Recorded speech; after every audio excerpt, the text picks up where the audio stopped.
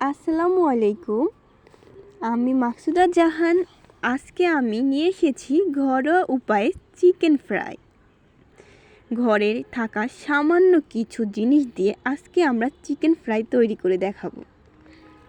চলুন তো কথা না বাড়িয়ে কাজ করি। প্রথমে আমি মাংসগুলোকে মিডিয়াম সাইজ করে কেটে নিয়েছি এবং মাংসের গায়ে কিছু দাগ কেটে নিয়েছি যাতে মশলাগুলো ভালো করে ঢুকে এবং খেতে যেন ভারী স্বাদ লাগে, তাই কিছু দাগ টেনে নিয়েছি। এখন আমরা মাংসগুলোকে ভালো করে ধুয়ে নিয়েছি এবং এর মধ্যে দিয়ে দিচ্ছি 1 চা চামচ রসুন বাটা, 1 চা চামচ আদা বাটা, 2 চামচ গুঁড়া মরিচ এবং আধা চামচ গরম মশলা, কিছুটা রাঁধুনি মশলাও দিয়ে দিচ্ছি যাতে মাংসটা খেতে ভারী মজা লাগে।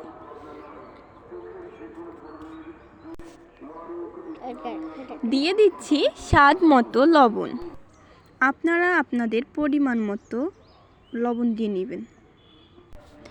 এবার আমরা ভালো করে হাত দিয়ে মাংসগুলোকে মিশিয়ে নিব যাতে প্রতিটি মাংসের টুকরোতে ভালো করে মশলা লাগে।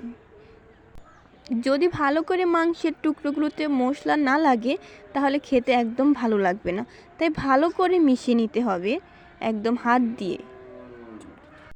একটা জিনিস অবশ্যই খেয়াল করবেন যাতে হাড্ডি থেকে মাংসগুলো খুলে না যায়।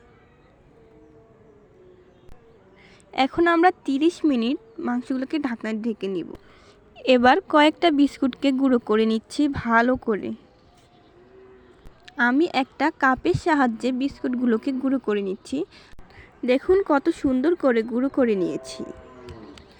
এবার আমরা একটা বাটিতে 2টো ডিম নিব এবং ডিমগুলোকে ভালো করে ফেটিয়ে নিব যাতে ডিমের সাদা অংশ এবং হলুদ অংশ দুটোই একসাথে মিক্স হয়ে যায়।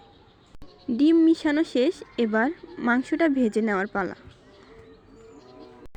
তেলটা ভালো করে গরম করে নিচ্ছি। এবার আমরা মাংসগুলোকে ভেজে নেব। প্রথমে ডিমের মধ্যে মাংসের টুকরোটা ভিজিয়ে কিছুটা বিস্কুটের গুঁড়ো দিয়ে দিচ্ছি।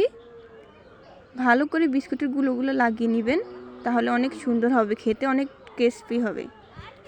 এবার তেল গরম হয়ে গেছে, এখন আমরা ভেজে নিব। এভাবে সবগুলো মাংসের পিসকে একইভাবে দিবেন। প্রথমে আগুনটা একটু বাড়িয়ে দিবেন, পরবর্তীতে আগুনটা একদম মিডিয়াম লো করে দিবেন যাতে মাংসগুলো পোড়া না যায়। এই তো আমার মাংসগুলো ভাজা শেষ। এই যে দেখুন অনেক সুন্দর হয়েছে, দেখার থেকেও খেতে অনেক বেশি মজা হয়েছে। একবার অবশ্যই নিজেদের বাসায় বাচ্চাদের জন্য অবশ্যই বানিয়ে দেখবেন, খেতে অনেক মজা হয়েছে। আর যদি আপনাদের কোনো রেসিপি জানার থাকে তাহলে অবশ্যই আমাকে জানাবেন কমেন্ট বক্সে। আর যদি ভিডিওটা ভালো লাগে অবশ্যই কমেন্ট সাবস্ক্রাইব করবেন। আল্লাহ হাফেজ। পরবর্তীতে আবার কোনো ভিডিওতে আপনাদের সাথে দেখা হবে।